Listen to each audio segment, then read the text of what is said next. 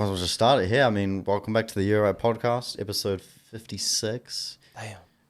We've got Jake here. How you doing today? Kia ora, guys. Pretty good, yeah. Thank you so much for coming on. You actually helped us pretty much set up this. Yeah, no, it's cool. It's cool to see you guys are in the new studio, I see. Yeah. And then, you always have to work out the niggles that sort of happen with new spaces and stuff. I think it's our third week in this new studio. It's going all right so far. Definitely a lot smaller, but I still enjoy it. I low-key, I'm not going to lie, I prefer this, like, our old studio. It was just so much, not nicer, but it was just in a better spot. It was closer, better parking, and I do agree, but I'm not hating this. I still really enjoy it. A lot of great people that work here. I've had a look at some of the people that do things here. Remember Mia that we had on? Yeah. She does things here too. Oh, she do her recording. Let me ask you. I know that Spotify's not going to know this, but people watching on YouTube, what do you think of the orange wall? I like it. Yeah, the orange wall. Yeah. No, honest. I mean, it definitely supplies like that sort of. I think a lot of New Zealand's graphic design is based on whatever's on sale at Resine at the time. Yeah, like you get like your crazy like if you look at the Hollywood bakery, you know, like the bright green. What is that? That's true. Why is it bright green? There's no reason for that. And then like I think that New Zealand's so little that it's at the point of just choosing primary colors, and that can be your brand at this point. You can be the warehouse is just red. Like there's no, you don't have to be anything else. It's just like, oh, which one? If I just said yellow, what's that? McDonald's, I don't know. Yellow. Oh, let's think. That screams to me the old telecom logo. Damn, I'm just gonna retract all that. Pack and safe. I was just thinking. Oh, what about green? I got one in my head. What are you thinking? Green. Green. Starbucks? Well, how green though? Like What kind of green? There's a lot Dark of green. Dark green. Starbucks. Oh, Bunnings. Bunnings. I was Yeah, thinking of that's the one. Bunnings. Starbucks is like. I mean, also yeah, great. Yeah, but that's Yeah. true. Yeah. All right, what not about as dark though. Yeah, we're not here to plug corporations though, are we, boys? No. What about dark blue? Dark blue. Ooh. I don't know. Oh wait, no, sorry. no. That's like a Briscoe's could be. Mitre 10? I was gonna say black and orange. Mitre 10. Is that Mitre 10? That's Mitre 10. Yeah. Mitre you're 10 right. used This is to be- basically. Was this an old Mitre 10? Did you guys just? Are we filming in the back? This is actually a stolen wall from Mitre 10. Yeah, Like we gotcha. just walked up, bro, and we just like I need that wall. we got a chainsaw and just like cut it down and then chucked it back in. Yeah, no, that's cool. That's cool. I like it. It really, it ties the room together. I can still smell the sawdust. I think I prefer this wall to be maybe White? white. Yeah, white. Yeah. It just kind of seems how It's it's not even like black. I've just realized it's like dark gray. behind or the grayish. wall or behind the cameras is white, and Yeah. then to the left and right's grey and orange. Like they definitely went into Resine, Yeah, got some yeah. discount pots, and Yeah, we're like, yeah. okay, this is what we're doing. Yeah, no, why not? Why not? I mean, yeah. Save some money, right? It's a sound recording studio. If you haven't known, there's musical instruments in the other room. It clearly was not made for the, or maybe orange is particularly soft on sound or something.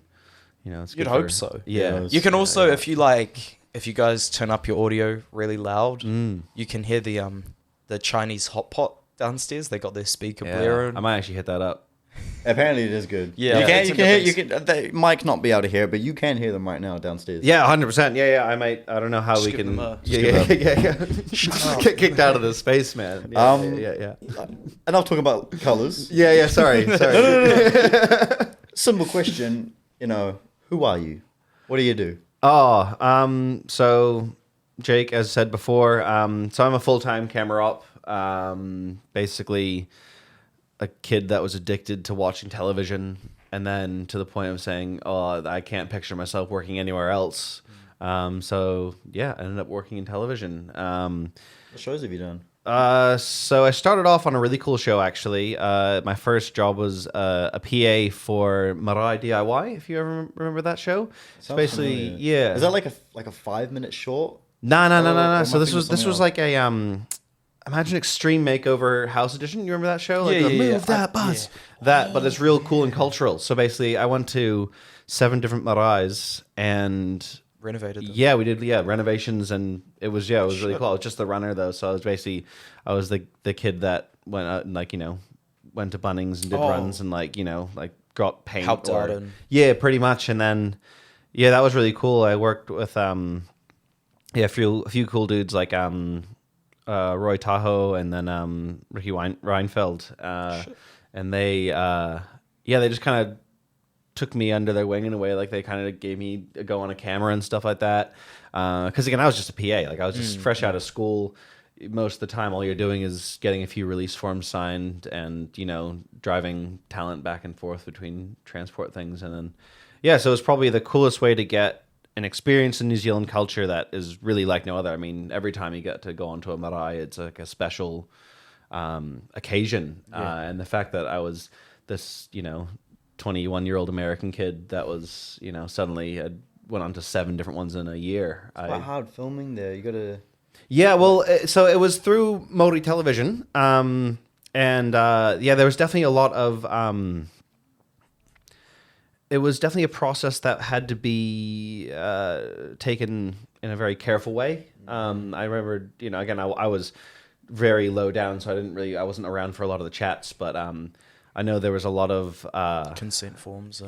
Consent forms, but also just taking into account that while it's great that we're doing all these renovations, everything needs to be done the right way. Yeah. Everything needs to be done in a way that is to the tradition and stuck to the local iwi and correct. Yeah, pretty much. And just it can't be like a fake rushed situation because I think that's just it just turns yuck then. It's just like it becomes a bit more disrespectful and a bit more for money rather than we're actually doing this because we care about the sacred land sort of thing, I'm guessing. Exactly, and because they did over 100 episodes. Yes. Like they'd been up and down the country. And DCG, shout out DCG.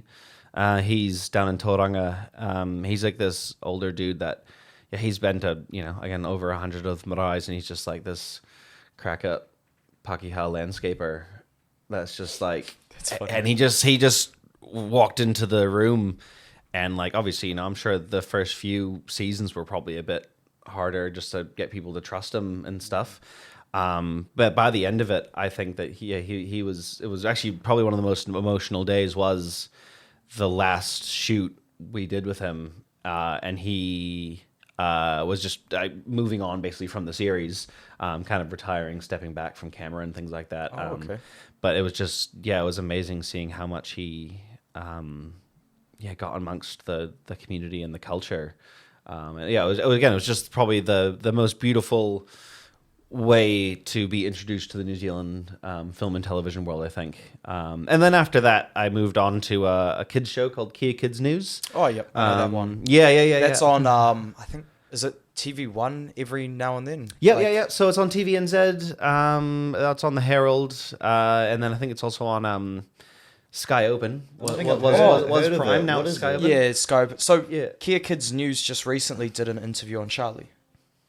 What is it? Like, I've never heard of it. Oh, so it's the news for kids by kids. That's their tagline. Oh, that's cool. Yeah. So you get like 7 to 12-year-olds to report the news, and so you'll just get these really funny occasions where it's like, you're just. How old are they do it? Like what, 7, 8, 10? Yeah, so it'll literally be like a 7-year-old or 10, 8, whatever sort of thing. Writer, cameraman. Yeah, man. 12-year-old brother behind the camera. Bring you up, man. Come on. Be a news presenter. Come on. Now. Yeah, and the original goal from Luke Nola was he wanted a different kid to present the news every single time, and so pretty much every single one of these kids is like they're fresh. They have not done it before. Damn. It's pretty full on. How do they like get the kids ready to go in front of a camera? So that's a whole nother process. I mean, again, we had some ones that were, you're always going to have really amazing things, and then you're going to have ones that are a bit more of a struggle, but pretty much every single story, it is down to the director to just kind of help coach the kids through it. We would go to various schools up and down the country. That was like my second gig. Me and this guy, Zach Omar, we traveled up and down the country in a camper van, sponsored by Brits at the time. Traveled to a school, hosted a workshop, and then went to the local paper, found a story, or maybe up to 3. And then after the workshop, we found out the kids that we wanted. Then we'd just shoot story, different kid every time. And so would there be like a interview process for the kids? Like, would a bunch of kids apply? It's as simple as we just run them through some lines, really. And whoever can say them fluent or like. Yeah. Some of them are amazing. Like I'm a horrible reader. Like it's one of those things I kind of have like a little bit of mild dyslexia sort of thing going on, and then some of these kids just blow me out of the water with just like you just kind of give them like a bit of voiceover to read just as like a way to like, oh, can you read this? And they just go pop, pop, pop, pop, pop, pop, just straight away. And it's like, man, so there's some brilliant kids out there, just from a huge range of places as well. Like we really tried to get out of Auckland. That's one of the most important things. And be kind of a hard thing as well, trying to like get people from around the country to actually apply. Yeah. Oh, I mean, we approached heaps of schools, and a lot of schools, I mean, it makes sense. I mean, they're busy. It's just like there's so much work you have to do as a teacher, and then just to randomly say, "Cool, we're just going to throw this other thing into the mix." It's a big risk to suddenly go, "Cool, like I'm going to explain to all the parents we're not going to do any work today. It's going to be a Kia Kids Day." What's that? Don't know. Yeah. And especially when it was first starting out, it was like, oh, the heck are these? Who are these guys? You know. You said you also did What Now, didn't you? Yeah. So I've only done a little bit with What Now. Is that still going? What Now? Still going hard, man. Still going hard. Yeah. I remember watching that when I was like, fucking like 6 to 10. I just remember never getting a phone call. I just did we touch on a nerve? I'm gonna have a little bit of a rant real quick. I called up for years, every single weekend. Like I tried so hard, I get called up, right, for years. And then one time I actually got into a phone call. Oh yeah. And it was like when the prize had closed.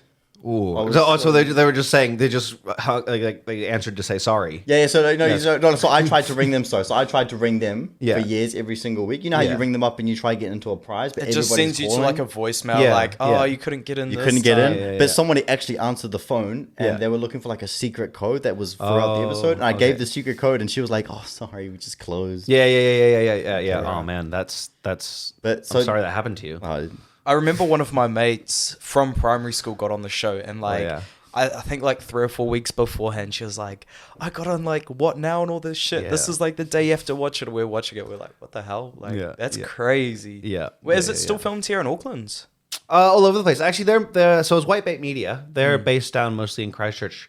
But we did this thing called the Quiz Mat, which is quite funny, which is basically it's like a kid versus a kid. They're representing their class, and then they step forward if they get a question right, and they get foamed if they get the question wrong. You must be the most popular kid in school if you get to do that. Oh, you probably would have won your whole class prizes or something, bro. There was a few teachers' favorites, I think. There was a few. There was some insider trading with the teachers. A bit of nepotism, I think. But oh yeah. That's the or more like just like this is the principal's kid, they're gonna get to be on the mat, Oh god. And it's just hilarious. The kids, kid television it's where I really cut my teeth as far as like I do a bit of directing, lots of camera work with it, and it's just hectic, man. Like they always say like the whole don't work with kids and animals, but imagine if your first like 2 years of your career were just kids, and then a lot of animals as well. Like because what do kids love? Animals. Yeah. I know I'm not too knowledgeable on the whole thing, but were you affected by how they were laying off all of the TVNZ? Oh, like, no. Yeah. What was the story there? Because I just heard that they were stopping a lot of things, weren't they? Because no one was watching TV anymore or something? I don't know. Yeah, I mean, so there's a whole restructure going on as well. Again, I'm very much in the dark on it. I've been recently doing a lot of work with Sky, and so they're kind of like their own bubble sort of thing. That's like it's not as. Sorry, Sky's also a international corporation, so not quite. They're actually not. They're like international, but again, I could be totally off on this one, but I'm 90% sure that Sky. They're no longer part of the actual Sky, like the rights. So not the like American and European Sky International. No, they're not part separate. of. Separate. I think they bought like the logo and the naming rights and stuff, and then it was too expensive to actually be a part of their network or something like that. Which is good because I mean, like Sky News in Australia is filled with a bunch of fucking wankers. So like, it's also very in my opinion, it's very politically motivated, and most of the time there's nothing wrong with it, but it's either very leftist or rightist for Australian standards, just from what I've seen. Yeah, I mean, I think that it's as soon as you get into those massive corporation levels, they're all controlled by big entities that have nothing to do with media. They don't care. They just want to make sure, like, oh, by the way, just don't say that our product is killing the planet. Please don't. Yeah, it's really. We'll pay you $1 billion as long as you don't mention anything about us. Yeah. So, are you guys getting a Coke sponsorship or? We have no Coca-Cola. No, I was joking about them. I would like that. Can you help us get that? No, I was just saying they're a horrible corporation. You know. Oh yeah. We don't want to. What's Coke done? Coca-Cola. Yeah. Have you seen America? Yeah. Just like apparently, there's a town in Mexico. Yeah. That it's cheaper to buy a bottle of Coke than it is to buy water. Yeah. And everywhere you go over in that like small town, Coca-Cola, it's plastered everywhere, and yeah. They make some fire ads and commercials. That's the thing. They got money. They got that real. That's that corn syrup money, baby. That's that full on like. That's one of the things about the States. That's the reason they're so crazy about sweet things. Is that like corn? I don't know exactly what it is, but basically there's massive subsidies if you grow corn, and that's because like corn syrup, cornstarch. Maybe popcorn, I don't know. But popcorn. Yeah. But anyways, so that high fructose corn syrup, that's basically, that's America's true blood. My uncle goes on about that a lot. He lived in America and he used to work on ETV. Oh yeah, okay. Back in the 90s when what was that real famous case of that murder? Went on for years. O.J. Simpson trial. Oh yeah, okay. He did the announcement for it for 3 weeks, and he just recently moved over to New Zealand. Oh, not recently, but like 2 years ago now, he moved back to New Zealand, and he just every time we talk to him, he's like, "Oh, the obesity rates is like so bad in America, and all this cornstarch." And how long have you lived here? Like you said, you obviously you're from America. Yeah. So I moved over from here, from the States when I was 11. Oh, okay. I think it was 2010 sort of thing. I think I might be. I always get mixed up with the dates. But anyways, around that, and then so I did high school on YeahAlright, which was like a kind of a fun place to go to high school. Definitely lots of just playing outside sort of thing, like just because there was nothing else to do. Like the winters were probably the most boring place to be a kid in a way, but it kind of it gave me a real cool upbringing that was just like, man, I'm getting really good at being able to be happy with nothing. YeahAlright is a very small island. We stayed over there a couple of weeks ago, or not a couple, like probably 2-3 months ago. It was cool, but there's like nothing there. There's like the main strip. There's the main street with all the restaurants. Yeah, that's about it. How did you like? I've never been there. Have you never been to YeahAlright Island? It's I mean, get in quick. It's getting too expensive, man. Every single year, there's like the tax of just what they consider wine. Pretty sure. Now. Apparently, the gym there costs like, I might be wrong, $70 a week to go to that gym. It's the only gym. That's what someone's told me. Yeah, I mean, I think there's a few. Actually the weirdest one. They just opened up an F45 in YeahAlright. Oh, really? Yeah, which is like very strange. It's not. Yeah. It's really not the YeahAlright vibe that I grew up, knew and loved. You know, like it's like. I think as well, like, this is just from what I've seen over the past couple of years, a lot of just filthy rich people are going to YeahAlright because they can fly their helicopter over there. They can get a nice place that's secluded from everywhere because the island's not huge, but it's not tiny, right? You can just get your own house built, helipad, you can fly in and out. A lot of celebrities like have houses on YeahAlright. Yeah, man, there's the bunkers, man. There's the full on. Yeah, there's people who Jeff Bezos own a bunker? Oh, probably. Everyone has a little slice of that pie, man. What, in YeahAlright Island? Rich people they essentially just dig big holes with shipping containers and put them in, and like Yeah, it's just make a doomsday bunker. Yeah, pretty much. Yeah. Sorry to turn this podcast into a conspiracy podcast.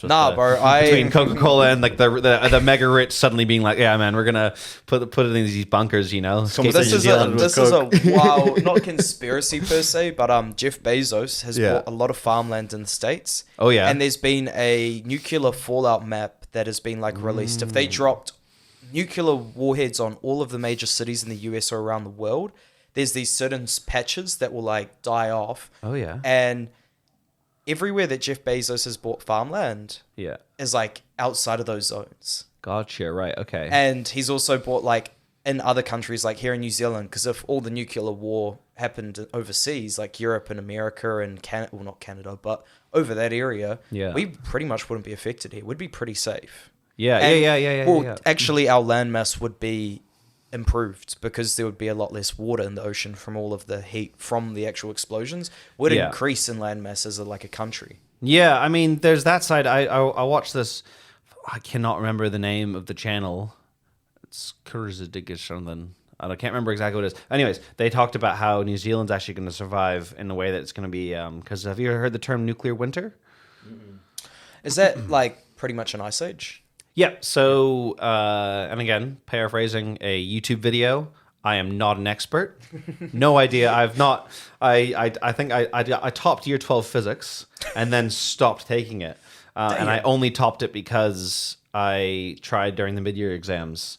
I actually did very middle in the actual exams that counted. So, but yeah. Anyways, so nuclear war kind of happens. Like the cloud covers the entire world for a while, but the northern hemisphere is probably the biggest. You know, that's where all the war is going to be happening. Down here, all we got is like us. You know, Chile, Argentina, South Africa, Indonesia, we're probably not Australia. Yeah. So we're going to get what's called a nuclear autumn, which could be quite lovely. I mean, you know, we're wearing flannels. We're clearly autumn boys. You know, we like it. You know, Exactly. Get your pumpkin spice latte 24/7. I got kicked out of science in high school, so oh yeah, I got no knowledge on anything. Yeah. A nuclear autumn, is that like? It just doesn't get as cold as winter. It's like it would be enough for like we could technically still grow our crops. Oh, okay. But it wouldn't be great. But everyone up there dies. But because of the ash cloud, essentially it just kind of covers our. Yeah. So it would stay up in the. It shoots the particles so high up, like the ash and everything like that, so high up in the air that it doesn't come down for ages. And so it creates like a haze that would then block the sun. Like in the atmosphere and shit, and then it slowly kind of dissipates. Yeah, but it would block it for long enough that basically it would cool down the earth rapidly, and it would be a huge issue. Yeah. That's kind of weird to think about, eh? Yeah, it's not good. It's scary to think about. Like, were you ever like a kid? Like, I remember being a kid and getting told, and then like, in 100,000 years' time, the sun's gonna die, and then me just like bawling my eyes out. Yeah. No, I get that. I mean, I had something similar to that. I was once being driven home by this. I had one play date with this one kid. I think I was maybe like 7. Mm-hmm. And I was kind of into dinosaurs. I think most kids are into dinosaurs. Dinosaurs are cool as hell. Yeah. But I also had no real scale of like time. Yeah. No kid really does, to be honest. Yeah. 100 years to me was like, that's dinosaur time. That's like 100 years. That, bro. You might as well be back in the dinosaur age before. Yeah. Yeah. Exactly. And I mean, you know, you watch like any sort of like, oh, what was the dinosaur show with like Littlefoot and stuff and all his friends? Not Dino Tales. Barney the dinosaur? No, not Barney the dinosaur. Anyways, I feel like they'd have like a small asteroid apocalypse as like a titular episode, like a multiple times. Anyways, so I was just in the car with this being driven home, and I kind of just start. I'm really well known for just talking like with absolute confidence and having no knowledge of something. Okay, same. Yeah. It's good for podcasting. Just bullshitting sometimes. Yeah. And so basically, what happened was I just kind of was just talking about it, chirping away about how in 100 years' time, an asteroid will just hit the Earth and we're going to reset like the dinosaurs. They're not wrong. Yeah. So I just said that, and then this this mom drops me off and then talks to my mom and is like, so like, are you guys in like some sort of cult or something? Like she thought I was like crazy, go on like going Cthulhu sort of thing, like just like that. And then the asteroid will come down, kill us all one day. Yeah. And so again, I'm not sure whether I was insane as like a 7-year-old or if she was insane like listening to a 7-year-old as gospel, being like, yeah, no, this is a real. He definitely knows what he's talking about. This is the focus of his family. You're just like sitting in the car by yourself with your friend, just like, asteroid's gonna hit us. Yeah, pretty much. I was just like, yeah. So like, the asteroid's gonna hit, and she's just kids. I love. How old were you? I was like between 5 and 7, something that very young. Kids always have. I got this one embarrassing story, kind of like similar. So back on when I was like 5, I had a big TV, like a big box TV. Yeah, and it went from channels 1 to 31. Gotcha. And like channels from like. Yeah, but channels like 10 to 31 were all just like static TV. Or really sometimes radio on a good day. Yeah. So I just remember this one day going from channel 3, going down to 2, to 1, to 0, and then going back, and it went back to 31, restarts. Gotcha, yeah. So in my mind, I'm thinking, hang on. So 31's before 0? I was like 4 or 5 at the time. Right, and I go to like my school and I'm going up to everyone, it's actually 31, then 0, then 1 and 2. And I was dead set on it. Like, I was dead serious. Like, I was like, this is business. Like, this is the action. Yeah. We've got some investment stuff right here, bro. Yeah. That's the Phoenix Loop system, man. Like, you don't know the Phoenix Loop system? That's like the full on, like, that's how, you get to 32, boom, back to 0, number go up. That was sort of like the grand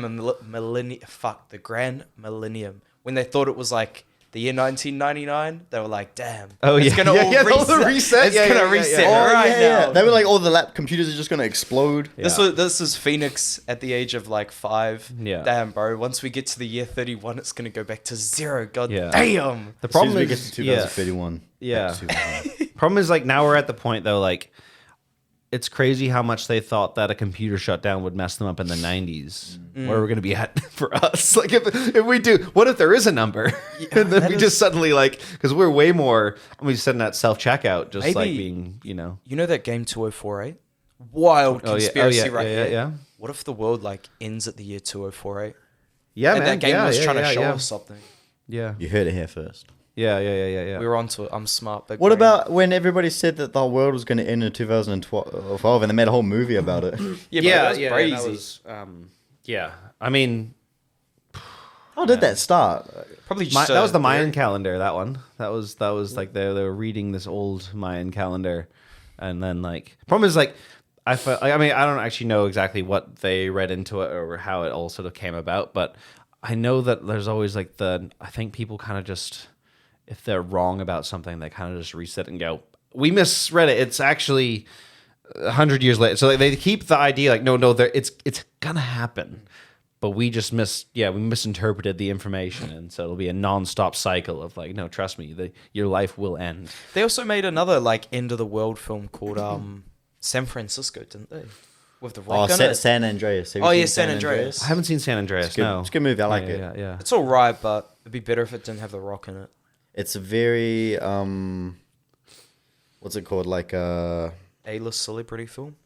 No, it's all like I think it's only San Francisco. Yeah, it's that San Francisco. It's a good movie though. Oh yeah, I did like it. It was a good movie. Good special effects. Yeah. I will disagree. I do like some of the Rock's movies. Oh no, don't get me wrong. I like The Rock. It's just I felt like they didn't really need so many A-list celebrities to make the film. It pulls you out of it, eh? Like in a way, like once it's like if there's one big cameo, it's just like. Do you really need it? Yeah, I mean that's why. I mean, I always find like there's guys like I don't know. Okay, this is a big take. I found Oppenheimer a bit meh. But mostly because there was like, the hell's Josh Peck doing?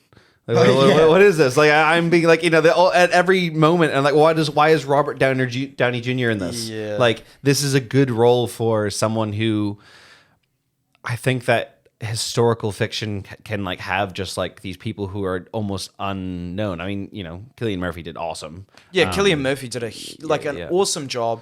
In my opinion, I thought it was a pretty mid movie because. It just, I don't know. the storytelling was good. Yes, the cinematography was awesome. Yeah. It was just more that it was so long and dragged out. I feel like they could have achieved the story a lot quicker. Yeah. I mean, yeah, I would agree with that. Maybe even 30 minutes off of it. Like, I was almost falling asleep during that movie, and I was like, cuz I can watch Dune Part 2 like 2 times over and not even feel tired.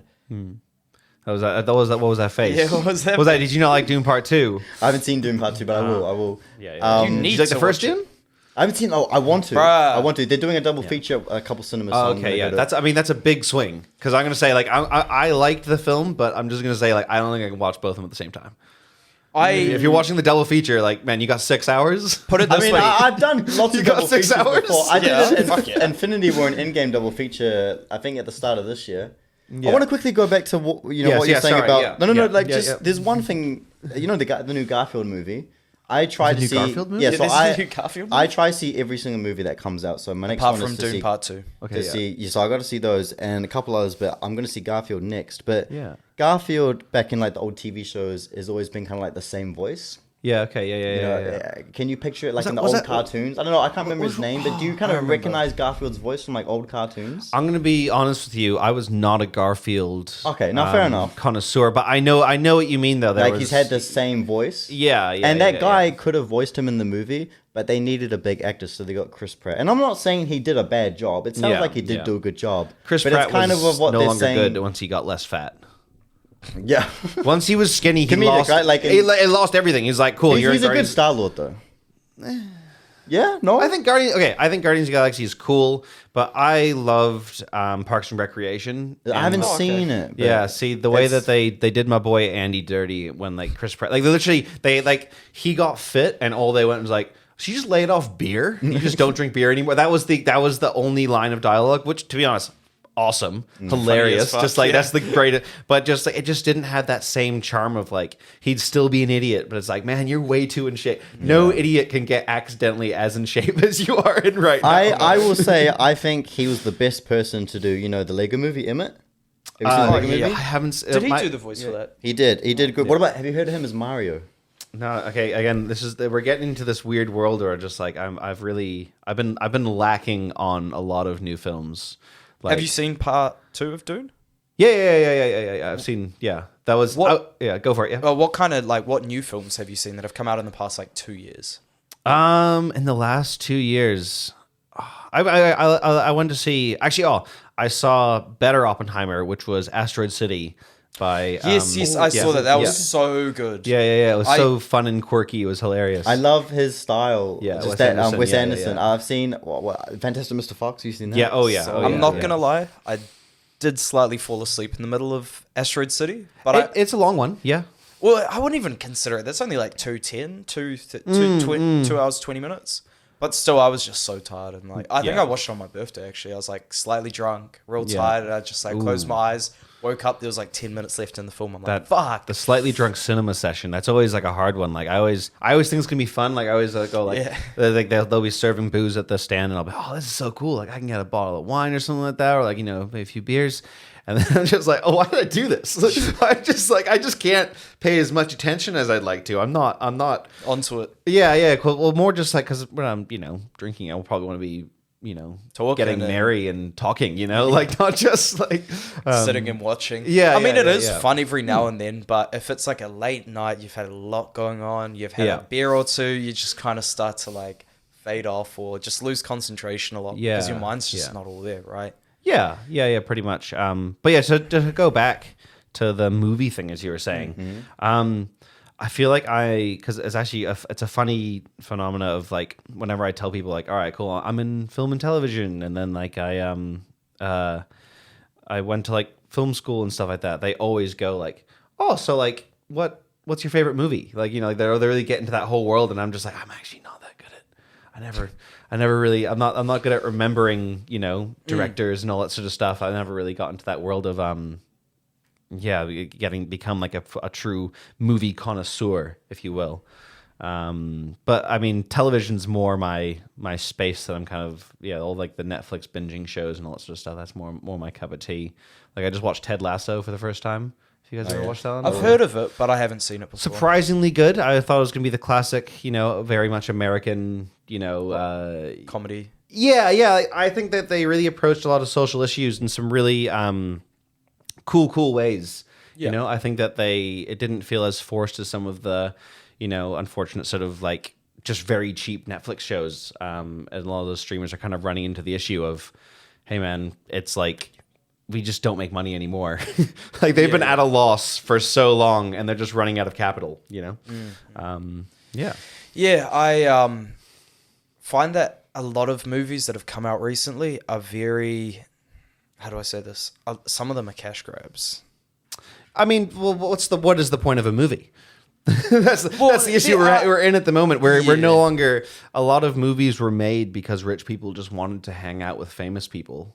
That's where a lot of money comes from. It's very hard to make any form of profit with a movie if you're just like making it for no reason. It's hard making original movies, especially recently, because people always complain like, they need to make more original movies rather than sequels and spin-offs, but nobody's going to the original movies. Like at the moment, The Fall Guy, a couple others, they're all original movies, but they're flopping at the box office. Yeah. The films like Spider-Man, Deadpool, Wolverine, all the big sequels and stuff like that, like Bad Boys 4 coming out next week. They're all doing really well, getting good previews in that. Fall Guys, I agree that it's like you should have more original movies. I 100% agree with that. But with Fall Guys, I watched it. The story was so bad. But that's your opinion. Everybody else is, I get that. Everyone has an opinion, but I don't know if you want an original. But how did you watch it in the cinema? That's the reason. That's why. See, but like to be fair, why would I want to? Okay, this is the way that I see it. I'm only gonna go to a cinema to have a really good time. So I usually buy Hoyt's Lux, which is like $40-$50 ticket. Get some food, have a nice time. But I'm not gonna want to go if I'm not sure about a movie. If I've heard bad reviews about it and I'm kind of iffy about it, I'm not really gonna want to spend $40 or $50 on a movie that I'm going to walk out and be like, damn, I just wasted my money. See, I'm the guy that's like, I'm against pirating movies because I want to support the industry. That's why I go to the movies. I try once a week. And it's a shame that original movies, I like original movies, but they are flopping, which is a little bit of a shame. Yeah. I think also like cinemas are fucking charging so much money for... I mean, some cinemas doing $10 a week. Yeah, some cinemas do good deals, but they're usually typically the smaller ones that a lot of people don't really know about. I mean, Academy... $5 Wednesdays. That's the best. You're awesome. Completely right there. But all of my mates have never heard of Academy Cinema. Most of the people that aren't in the film industry. Well, you got a podcast. What are you doing? My movie went to Academy Cinemas. Your movie went to Academy Cinemas. No, my movie went there. Yeah, that's what I mean. Like, what was your movie? How Fast Steel Devil Part 2 is what it was called. It premiered a couple months ago in Academy Cinemas. I love Academy Cinemas. Nice. Obviously, you've been there, right? Yeah. It's such a nice... independent kind of cinema. It's in the city as well. And $5 Wednesdays. $5 Wednesdays underneath the Auckland City Library. You can't beat it. They did that. They have a good selection. Part 1 and Part 2 preview, $5 each, so $10 to watch both movies on Wednesday. Yeah. That's it's insane. It's insane. Like I mean, that's arguably the issue with a lot of it's the hard thing about a cost of living crisis is I was actually just talking with because I just did an interview earlier today with Foley. They're a band, a cool sort of like basically these kind of two songwriting nerds that make pop music. So it's like super tight, great hooks, all that sort of stuff, but in like a pop sort of way. But they were talking about how gigs are so expensive now that like. It used to be the best way to discover new music. It used to be the way like, all right, cool, like we can actually, go to a random band and it doesn't matter. Yeah, or just go to a pub, listen to a live band and experience them. Going to those independent places are... Yeah. Like what you said before. $30. Okay. So it's like they used to be like cheap as and like to see like real good New Zealand bands and stuff like that. Now just for them to break even... Yeah, they've got to spend so much. Even at so there's a little pub in Whangarei called the Butter Factory. Yeah. I'm pretty sure it was like Ocean Alley or like a pretty famous band came up and was touring around Northland. Yeah, came into Butter Factory and they said, "Oh, you can set the prices whatever you want because we're doing it pretty much free. Apart from like we want a little bit of the money to pay for like hotels and yada yada yada." Yeah. They ended up charging like $90 at the door per person to get in. And it was only just like, it's a small, tiny little pub. Yeah. And they're performing. It's like, come on. Like, you don't need to be price gouging this much when they're not even like charging you to perform here, right? Yeah, yeah. Well, it's not even the venue's fault, really. It's just there's so many other. I think that one of the best things that I guess society can do, and I guess a government can do, is actually get behind the arts in many ways and allow people to create things without going, all right, I either have to spend a lot of money and like then I need to charge people a lot of money, or if they have a little bit less of those living issues, like if they don't have to spend as much money just to live, they can then produce art for cheaper, and then more people can see the art for cheaper, and then that just kind of breeds more artists, and then young kids or people who are trying to get into it, they can take that leap easier than just going, cool, I'm gonna just take a mortgage out on my house because I want to try and make a film or something. Yeah. It's a hard world out there. I like kind of searching and googling like little independent places like that, cinemas, gigs, just because it's a gold mine there with some things that they preview. Like you said before, you and your mates had never heard of Academy Cinemas, and you're right. Well, before my it, cinema, not you. I hadn't. Me and my mates had never heard of Academy Cinemas before until I saw it as an option to put a cinema in. And looking at what they have, like $5 Wednesdays and like music gigs, you're right though. To break even, they're making it more expensive, which is. Yeah, well, it's an expensive. There are very few New Zealand bands that can tour and not just be broke by the end of it. Yeah. It's like they are losing. It's a gamble to just hopefully gain a bit more of an audience. That's it. I think it also another thing is like people in the music industry. I've heard it a lot as well. Is people ask famous musicians like, "Oh, why don't you release a new album? Why aren't you doing this? They're like, "Well, I like touring. Firstly, I love the lifestyle." But secondly, the only way for me to make money is if I'm on tour consistently. And that's why you see these artists doing tours around like America, Europe, all of Asia, and all. There's nothing wrong with that, but they make colossal money off of it sometimes just purely for doing a tour. Like Taylor Swift. Taylor Swift had a tour recently, her Eras tour. I don't know much about it, but she was going to have a concert here. Wasn't going to break even. Cancelled it, and then some people, like some of my friends even. No, that was a weird thing. That was, I think Eden Park. Had too many concerts. Oh, they can only have like 6 or 7 a year, right? Yeah, their resource consent was out of them, so therefore they just couldn't have Taylor Swift. Isn't Jack Black playing there soon? For his rock band. Yeah, Tenacious D. I thought it was Spark. Is it? That's what I mean. Is it? No. Oh. Spark is concerts all the time. Eden Park. Oh, sorry. The actual rugby stadium. That's what I'm thinking of. Yeah, so for instance, she couldn't do the concert, but then people paid like $300-400 extra just to fly over to Australia to go to the concert. I knew multiple people, I was like, cuz, what the fuck? Okay, I love Post Malone, I love all these musicians, but I would not spend $400-500 to go to another country just to listen to them. I think there's a lot of once in a lifetime. We're the generation that probably has the most once in a lifetime opportunities ever. Yeah. Like the amount of times that they go like, this is the concert that is like this is once in a lifetime big thing. It's like for a lot of upcoming artists as well. Yeah, but it's not actually, if you know what I mean. Like it used, like I feel like there was every other bloody festival is a Woodstock size now. Yeah, like it's not the same as like back in when your parents would go to something and it'd be actually like, oh yeah, this only happens like once every 10 years. Yeah. Now there's a new once in a lifetime experience or once in every 10-year event every like week. Yeah, because you're telling me Taylor's never gonna go on tour again. No, she definitely is. She's going to go on tour again and make another Eras tour. Maybe, I don't know. Maybe she's going to do it with the next, I don't know how many albums. I'll put money on it. This is like a hot take right now. Either next year or the year after, she's going to do another version of the Eras tour, and it's going to be even bigger than last time. I have to deal with Taylor Swift a lot. My sister's obsessed with her. Yeah. But this one's actually just going to be Travis Kelce drunk, just singing all covers of all of her songs. I'd go to that. I'd go to that. If that's $25, let's go. It will be when Travis Kelce and Taylor Swift have broken up. Oh yeah, and then she'll do. They were together.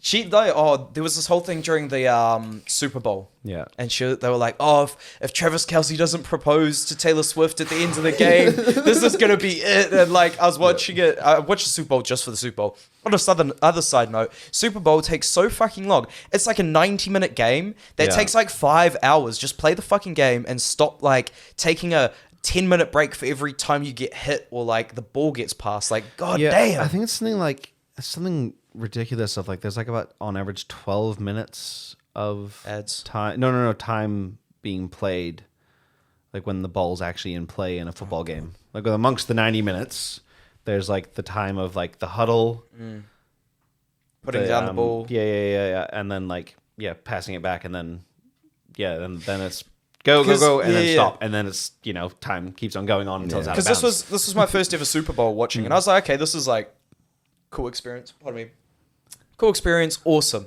But every I shit you not, 2-3 minutes, they'd stop. Yeah, they'd switch over their teams for the attack or defending team, which is cool. But they would take 5 minutes while doing that, and then in that 5 minutes, there'll be ads, just ads. The thing is, a lot of the time, more people watch it for the ads because they want to see all the new trailers. Yeah, I get the Super Bowl ads. That's cool. And that's me. But no, that's cool. But damn, do you really need to take so much time? It's a 90-minute. If you compare the Super Bowl to a game of league or rugby, holy shit! That would actually be 5 hours. And then they take a 30-minute break for the halftime show. Yeah. For this year it was Usher. Last year it was Beyonce. And the halftime show is cool, but holy shit, this 90-minute game expands out to 5 hours just because of it. Yeah. No, it's I'd say it's more akin to chess, basically, American football, gridiron sort of thing. It's very much you take the maximum amount of time that you can to plan every single move, because if you don't, the other team has prepared for that amount of time, and they probably try. That's why you get your countdown clocks for how long your huddles can be. And then you have to snap the ball before the timer goes out and stuff like that. It's kind of similar to your shot clocks in basketball. It's definitely. I'm really just not a sport guy, to be honest. As far as I kind of blame you. Yeah, I enjoy sports, but they sort of. They can, as you say, drag on in weird ways that when you watch a boring game, it's like rugby occasionally just with the boys, I'm quite a big league fan. I'd hate to stop you there, but we're over our book time. Yeah, of course. This conversation for going for so much longer. I reckon. Yeah, fuck yeah. It's a good conversation we're having. But to finish off, is there anything you wanted to say where we can find you, or any inspirational quotes I like to ask? Inspirational quotes. Ooh, I don't know about those, but so One Eyed Pup Productions, Jake Leg Photography. That's my sort of bread and butter at the moment, trying to get a few series off the ground. The series called Music You Should Hear. I just did episode 1 is out now with a band called Melanie. Just interviewed Foley. I've got a few other bands in the lineup. I don't want to say any names because obviously we got to make sure everything all it comes there. And then I just want to bring. I think New Zealand has a lot of stories, and I think that a lot of them deserve more respect than they've got before. And so that's really my goal, is just to put as much production value behind them as possible and tell these unique Aotearoa stories. That's cool. Yeah. Keep creating and make what you want to make. Well, thank you so much for coming on. Yeah, thank you. No it's worries, been a pleasure. Guys. Thank you very much. Yeah, it was a bit of fun. Awesome. Have a good night.